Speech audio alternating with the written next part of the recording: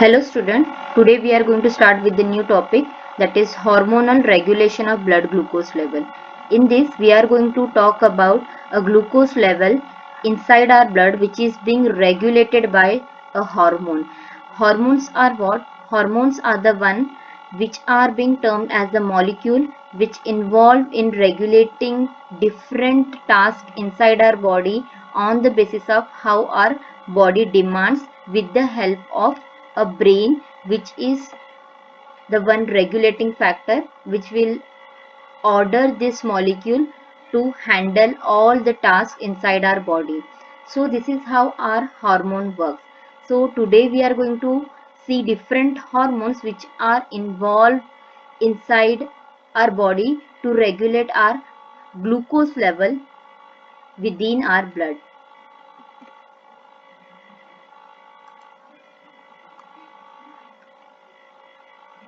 In this section we are going to complete 5 different topics. So the different topics are like the insulin and glucagon, which are being secreted by pancreas. This insulin and glucagon, these are the hormones which basically involve in maintaining or regulating a blood glucose level. Again, in a second topic, we'll be studying about how do our body works out during fasting and starvation. Then in third, we are going to study how this epinephrine is going to work to regulate our blood glucose level. Fourth, we are going to study how this cortisol is going to help us to regulate our blood glucose level. Fine. So these are the 4 different hormones which we'll be studying under subtopic. How do they regulate our blood glucose level so that our body homeostasis will be maintained, right? Then we do have a other state of body in which if such hormones is not going to work in a manner they are being considered as normal, so our body will ultimately enter into a diseased state. So that one of the disease state we are going to consider with respect to the blood glucose level, that is diabetes mellitus. Fine. So these are the topics that we are going to complete in this section. Lastly, the overview about entire topic is blood glucose level will be regulated, or there will be case if it is not regulated. If it is regulated, we do have a different hormones which act combinedly over a metabolic process so that our blood glucose level will be maintained. Those hormones are insulin, glucagon, epinephrine and cortisol. All these are working in a combinedly form to maintain a homeostasis condition of our body, and thus our body is maintained in a normal state. Fine, this is the case if it is regulated. If it is not regulated, what the glucose level is not regulated, what will happen if it is not regulated? Ultimately the body won't be considered as normal, it will enter into a disease state called diabetes. Fine. Let's see which all organs involved in regulating our hormone. We do have small intestine, which is the one to allow your glucose to enter into a bloodstream from your food which got digested by your stomach, and ultimately absorbed carbohydrate will be given into the bloodstream. Next you have a pancreas, then you have liver, then you have muscle. So you do have small intestine, pancreas, liver and muscle are the different organ which involve to regulate your blood glucose level. Fine. See student, here you are going to maintain a glucose level which is there in a blood with the help of all these 4 organs. Fine. So how exactly they help us? This liver will allow to store glucose or to produce glucose. Pancreas is the one which will secrete certain hormones. Those hormones are insulin and glucagon. Insulin is being secreted by the beta cells of a pancreas and glucagon is secreted by the alpha cells of pancreas. Fine. And then you have small intestine, which is allowing a entry of your glucose from your food into the blood. That is the major part is absorption. So your glucose that comes into your blood, it is through the small intestine. Fine. At last, you have a muscle cells. These muscle cells, due to their activity, they allow us to store a glucose. So these are the different organ which help us to maintain a glucose level in our blood. Now see, you do have a small intestine, pancreas, liver and muscle. We'll see a overview how exactly they works out. Can you see the blood stream here? This blood stream is carrying certain hexagonal glucose molecule, this blue color dot. Can you see that? These blue color dots are the glucose which will be maintaining themselves inside a blood vessel. Now see, there are more number of glucose molecule here. Why this happens so? Because you can see this arrow, this intestine has involved a absorption procedure. That glucose molecule from your stomach has entered into the small intestine. The small intestine has absorbed all the glucose molecule. That glucose molecule ultimately has their way towards a blood vessel. Fine. So you can see the difference. You have more number of glucose molecule, less number of glucose molecule before your meal and more number of glucose molecule after your meal. So what happened here? Before and after, your glucose molecule number will change. Fine. So this is what a glucose level inside your blood, and this glucose level inside your blood needs to be maintained, right? Why we need to maintain? Because if we are not going to maintain it, either the condition it will enter, a body will enter into a condition, if it is raises to a below optimum, above optimum level, that will be your hyperglycemia condition. And if it is not maintain minimum below, like below glucose level, that will be allowing your body state to enter, that is hypoglycemia. Hypo means lower glucose level inside your blood, which will end up with certain disease. That disease can be related to your nerves, that can be related, it can ultimately can result into a death as well. The other part, hyperglycemia, can also result into a different state of your eyes, nerves. So your body all the way tries to maintain into a particular optimum level, right? So how exactly it does that? As and when the glucose molecule enters a blood vessel, this blood vessels signals your pancreas.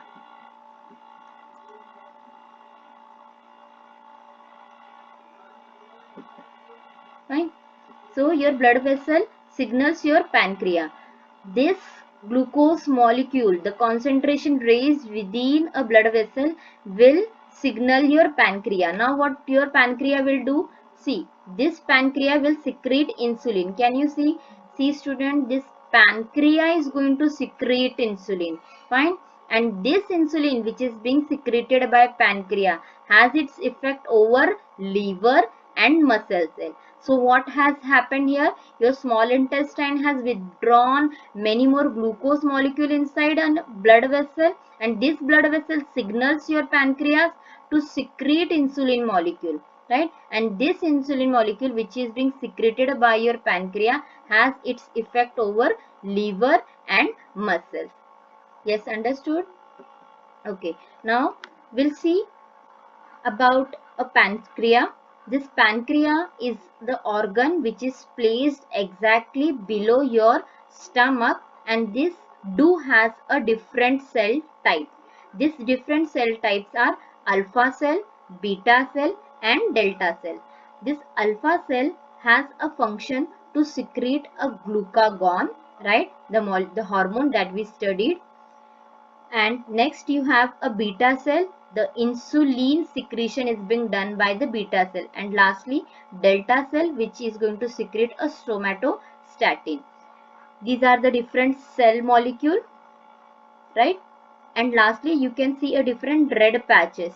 These red patches are being formed due to the blood vessels. So these blood vessels has its all the way from a different places between different cells. That is between alpha cell and beta cell. You have the blood vessels presence. So we'll see the mechanism. How exactly this blood will allow or signals your beta cell to secrete insulin. Fine. So we are going to study about insulin molecule secretion, which is being signaled by the blood glucose level. This is the mechanism actually going to happen. This pancreas will have a beta cell and alpha cell. So your beta cell is going to help you to secrete a insulin molecule. So let's see the mechanism. See, this glucose was there in your bloodstream, which is trying to enter into your pancreatic blood cells. Fine. So you do have a pancreatic beta cell. This pancreatic beta cell will be allowing a glucose molecule to enter inside the cell with the help of a certain transporter, right? Those transporters are specifically named as a glucose transporter. Why? Because they are the one which will allow only glucose molecule to enter inside from the plasma membrane. They are specific to glucose. This is named as GLUT2, right? So inside the plasma membrane, once your glucose entered, it will directly start with the formation of glucose 6-phosphate molecule, which is being done by the enzyme hexokinase. So your glucose will be converted into glucose 6-phosphate, that is with the help of enzyme called hexokinase or glucokinase. I hope you people remember our glycolysis pathway. So this is the one which is going to start from here. So you do have a glucose molecule. Ultimately the glucose molecule will result into a pyruvate, right, which will be the end of your glucose glycolysis pathway. That pyruvate will have the all the way to a citric acid cycle, and from that citric acid cycle you do have a electron transport chain, which is also called as oxidative phosphorylation, which ultimately result into the concentration of ATP molecule. So what happen here? From your glucose you are generating more amount of ATP. So what is the task this ATP do has? This ATP is going to block the efflux of your potassium, right? So this raise in ATP, please keep in mind, it is the raise in ATP. There is no depletion. The raising is due to the glucose molecule. So more number of ATP molecule will be there. This ATP molecule will inhibit your potassium efflux, right? So your potassium efflux will be inhibited due to the ATP gated potassium channel has got closed. This closing of ATP channel won't allow your potassium to move outside the cell. So once you can see that polarization, you do have a positive charge here and negative charge here. Once this potassium won't have a exit point, so this exit point will depolarize this part. So this part has got depolarized. Once this depolarization occur, this depolarization has result into the closing of voltage dependent calcium channel. So the potassium which has lost its exit from the plasma membrane, that resulted into depolarization, and this depolarization causes this voltage dependent calcium channel to get closed, to get open. Once it has got open, your calcium will have all the way entry towards your pancreatic beta cell. So once it is inside, this concentration raised, which will allow your insulin to get exocytosized. So your insulin will be excreted out or secreted out once this calcium are inside. So this calcium concentration raised has allowed your insulin molecule to get move all the way outside. So ultimately what is the actual goal is we were demanding this insulin molecule. So this insulin molecule got secreted due to the glucose molecule. So you do have a glucose molecule which has raised up ATP concentration, which has inhibited potassium to exit out. This exit has resulted into depolarization, which causes calcium to calcium channel to get open, and calcium concentration inside the cell has raised, and which resulted into your insulin molecule to get secrete out. So this is how your insulin get all the way into the bloodstream, and it will affect your liver and muscle. Fine. So this pancreas has secreted insulin now, which has now started which right now has a work to act upon liver and muscle, right? So what do the exact work our insulin has? As we all know, this insulin works out to store our glucose. Fine. So what we actually need is we need our insulin molecule to work in a manner that the glucose should be regulated. Fine.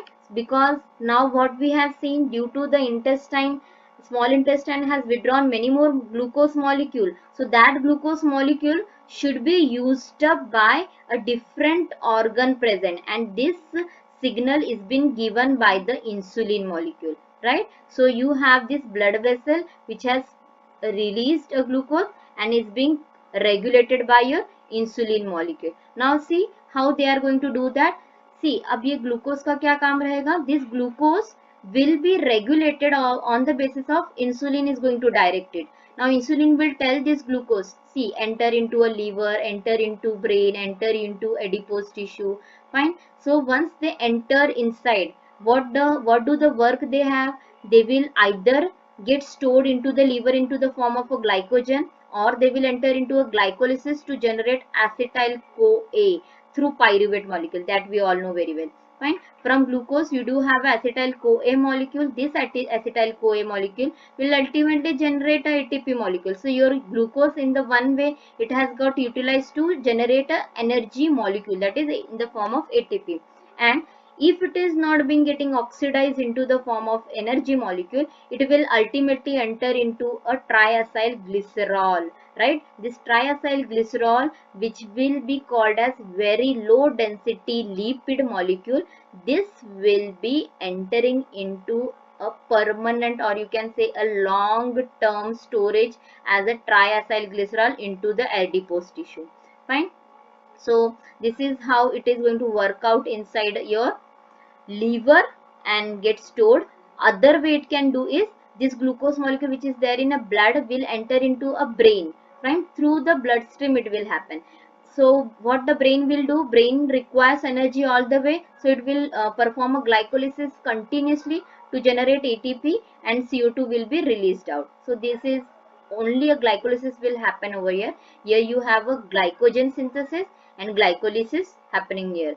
So once you have liver work done, glucose, brain work done, adipose tissue work done, you do have one more organ involved, right? So here you do have muscle. What muscle will do? Muscle will generate a fatty acid out of it from the VLDL. Fatty acid will be generated, and that fatty acid will be utilized for the ATP generation. So your muscle majorly require, most of the time it require energy. That energy is being gained through the fatty acid which is being getting stored during this glucose metabolism. Fine. So you do have a other way of getting triacylglyceride from your blood glucose level. So that is the other way from amino acid or fat. So majorly whenever a meal you are gaining, from that meal you are going to get either a carbohydrate or a amino acid or a fatty acid. Fine. So this fatty acid will ultimately turn into a triacylglycerol. So in this we need to focus on this glucose molecule that we have studied here, right? So this amino acid has its way towards a liver as well. So that is not a part of concern today. We just have to focus about our glucose, how it is going to get converted. So I hope you understood this mechanism, how the glucose is working. Now we'll see which all molecule or a pathway it involves. So we have seen that it enters into a glycolysis or a glycogen. Fine. So in all, what the works insulin has is, insulin will work to storage your glucose molecule. Nothing else. It is not going to do any other work. Insulin will completely works so that जितना भी blood में glucose आ गया है उसे फटाफट सारे organs को बोलना है कि store कर दो. So once that is done, you do have a glycolysis pathway which is being followed in liver and muscles, and in liver and muscle what you're going to have ultimately ATP, right? And inside your liver again you can carry out one more mechanism, that is glycogenesis. In that you are going to prepare a storage molecule, that is a glycogen. It is a molecule which is stored for a short term, as in whenever will body required it immediately. So it will demand from liver that give me the energy. So that energy will be gained from the glycogen. And lipogenesis is the pathway which is being carried out inside our adipose tissue, right? This lipogenesis is a long term storage of our glucose molecule. So these are the different pathway that we have studied inside this diagram. So this is just an overview so that you people can understand what all pathways is being followed in this diagram. So you can have a look on this slide as well. Now let's see what your insulin has did. Your insulin has effect on excess of blood glucose level. So what all we have studied till now, we'll just summarize it into a short slide show, that is effect of insulin on excess of blood glucose. So whenever you have a more amount of a glucose inside your blood, your insulin will start acting and it will reduce the blood glucose level by converting it into a glycogen inside a liver, or else converting into it in triacylglycerol inside a adipose tissue. Fine. That is your fat cell. You can see there are more number of fat cells. At last, we'll just have a look what all enzymes are involved. So we have seen that glucose uptake is being raised. Fine. This is a just an short slide so that you can memorize what all you have studied. We are going to check the effect of your insulin inside your blood glucose level. So what all thing metabolically done is, you do have a glucose uptake. आपका glucose ले लिया गया था muscles and adipose के through. Fine. Majorly which enzyme was involved, that is glucose transporter, that we have seen glucose entry was done through the glucose transporter. Then you have a glucose uptake as well as there in a liver, where you have a major enzyme involved, that is a glucose kinase involved, which has increased its expression when glucose entry is seen, that is with the help of insulin signal. Then you have a glycogen synthesis.